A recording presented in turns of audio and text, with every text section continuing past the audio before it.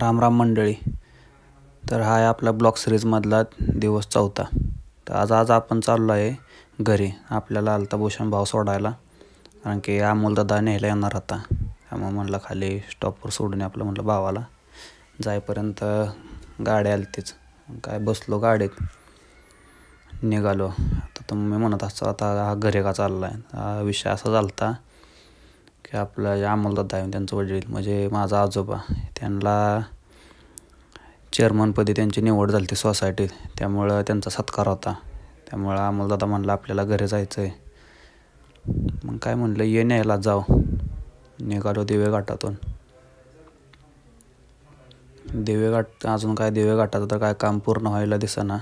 असं वाटतं अजून पुढची पालखी आली तरी काय काम पूर्ण व्हायचं नाही. काम निवांत चाललं आहे सगळं. आता किती दिवस झालं बघतोय पण हाय एवढंच काम चालू आहे. हे अवघड आहे हो. मग काय आलो दिवेघाट संपला, घेतलं माऊलींचं दर्शन जाता जाता. इथं आलं की कसं जरा बरं वाटतं. आणि इथनं आपल्या पुण्याचा व्ह्यू पण एक नंबर दिसतो दिवेघाटातून. विषयच नाही हो. निघालो. पुढं आल्यावर रोडवाल्यांना एक मस्त काम केलं आहे. दुसरं काय केलं नाही, पण एकच तेवढं चांगलं काम केलं आहे बघा, की कडला साईडला जे लाईट लावले आहेत त्याच्यावर आपल्या माऊलींचं जे टिळा आहे ना, त्याचं असं चित्र वर लावलेलं आहे बघा वरती. एक नंबर वाटतं ते बघून. जरा पुणेकर असल्याचा फील येतो जरा. मग काय इथनं चाललेलोच तेवढ्यात बॅनर बघायला भेटलं. आज अजितदादा पवार यांचा वाढदिवस होता, त्यामुळं सायकल स्पर्धा होत्या. त्यामुळे सगळीकडे त्यांचं फ्लेक्सच लावलं होतं. शेवट आलं आपल्या निर्यात. तिथं काय आल्या आपल्या अमोलदादाच्या मित्राचंच हॉटेल आहे. मग काय घेतलं, आपला उपास होता. फरसाणानं आपलं डिंक लाडू घेतला ना, अमोलदादानं घेतली मिसळ. मस्तपैकी खाल्ली बिल्ली, फटाकडे घेतले, जरा पेढे बिडे घेतले. तर म्हणलं चला घरी जाऊ आता म्हणलं. मग निघालो घरी. हे आपल्या घरी जाताना पूल लागतो वडा बघा, आणि तिथून निरा नदी दिसते. असा व्ह्यू दिसतो ना, एक नंबर हो. गावाकडं विषयच नसतं आपल्या, एक नंबर. नुसतं हिरवळ, बगल तिकडे हिरवळ. आता तुम्हाला एक दुसरा व्ह्यू दाखवतो बघा. कसं आहे, नुसती झाडी, विषयच नाही. एक नंबर वातावरण असतं गावाकडं. त्यामुळे मी सारखं तर गावाकडंच पळत असतो. हे आपलं ऊस संशोधन केंद्र एक नंबर. इथं सगळ्या प्रकारच्या ऊसाच्या जाती बनवल्या जातात बघा. भरपूर मोठं आहे. आणि इथून आता हे आपली वस्ती आली बघा.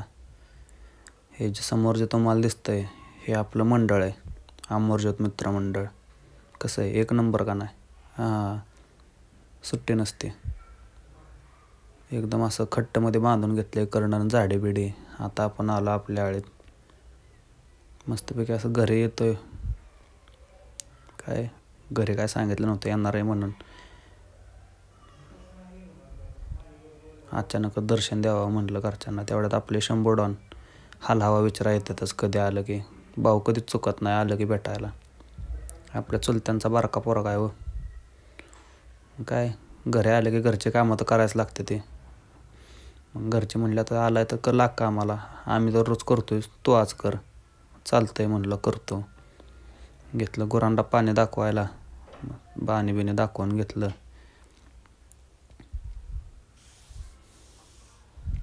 ज्यांना ज्याच्या त्या जागेवर बांधायला लागतं, नाही तर परत मारामारी करता त्या. हे आमची सोनी बघा, माझंच ऐकते फक्त घरात, दुसऱ्या कोणाचं ऐकत नाही. मग परत घरचे म्हणले आता आम्हाला मोटर चालू करून द्या. मग निघालो रानात. रानातला तर विषयच नाही हो. खतरनाक, एक नंबर. हे आपल्या रानातलं मंदिर काळोबायचं. इथून निरा नदी दिसते बघा. मस्त एकदम. आपली मोटर काय तिथंच आहे जवळच. हे नदीन रान एकत्र असल्यागतच आहे आम्हाला. केली मोटर चालू. म्हणलं आज आता तुम्हाला व्ह्यू दाखवा. कसं काय, एक नंबर का नाही. मस्त. नंतर तेवढ्यात आपल्या चुलत्याचं ऊसाची रोपं आली ती. घेत होतं ट्रे खाली, त्यांची लागण होती दुसऱ्या दिवशी. मग आपलं मम्मीकडे गेलो, तिला पाणी चालू करून दिलं तर ऊसावं. आपली लागण अगोदरच झाली ती हो. तिला म्हटलं आता जातो घरी मी. आलो घरी, कारण की चुलत्या आपल्या आजोबांचा सत्कार होता ना, त्यामुळे म्हणलं आता जावावं लवकर. आलो, सत्काराची तयारी झाली ती, सत्कार झाला. हे आपले बसलेले आजोबात बघा, आता ते माणसामुळे दिसले नाहीत पण आपले फटाकडे बिटाकडे वाजवून घेतले मस्तपैकी एकदम, आवाज नुसता सोडून दिला. कळलं पाहिजे हो गावात काहीतरी झालं आहे म्हणून नवीन. तिथनं गेलं मग फ्लेक्स छापायला. तिथं गेल्यावर आमचा दिवस तर अख्खा त्या फ्लेक्समध्येच गेला. मग काय नुसतं फ्लेक्स बनवत तिथंच वेळ गेला दिवस. झाल्यावर निघालो घराकडं. ही नीरा नदीचा पूल बघा, ही पुढं दिसतंय तुम्हाला दत्त मंदिर. हे तर आपल्या माऊलींच्या पादुकांचे स्नान होते बघा. कसा व्ह्यू दिसतोय, एक नंबर का नाही. तिथून आलो घरी. हे आपल्या घरापासलं सगळं वातावरण, वस्ती आपली बघा. ही कशी काय, नुसती झाडं हिरवंगार नुसतं. आलं की एकदा गावाकडं आलं की जाऊच वाटत नाही, विषयच नाही. कशी काय एक नंबर दिसतंय का नाही.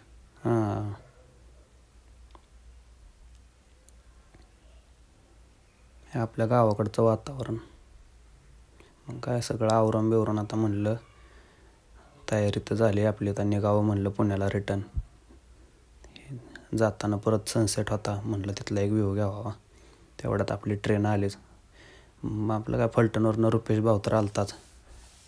तेव्हा मी म्हटलं आता निघावं पुण्याला. भाऊ लय दिवसातनं आलता पुण्याला, म्हटलं आता राहायलाच आला आहे, चालतंय म्हणलं बाबा चल. घेतलं, निघालो, बसलो ट्रेनमध्ये. मस्तपैकी गडे बसलेला निवांत. म्हणलं त्याला पण घ्यावा आता ब्लॉगमध्ये. ते झाल्यानंतर आता भुका तर लागल्या होत्या. मस्तपैकी नियोजन केलं जेवायचं. बसलो दोघं जेवायला. घरनं डबा घेतला होता ना. ओके मध्ये असं या वातावरणात जेवण करत मस्तपैकी एकदम.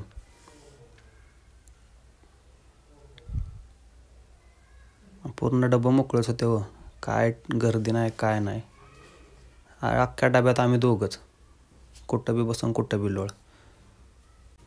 हा शंतवणे घाटातून दिसणारा नाईट व्ह्यू पुण्याचा आपल्या, एक नंबर.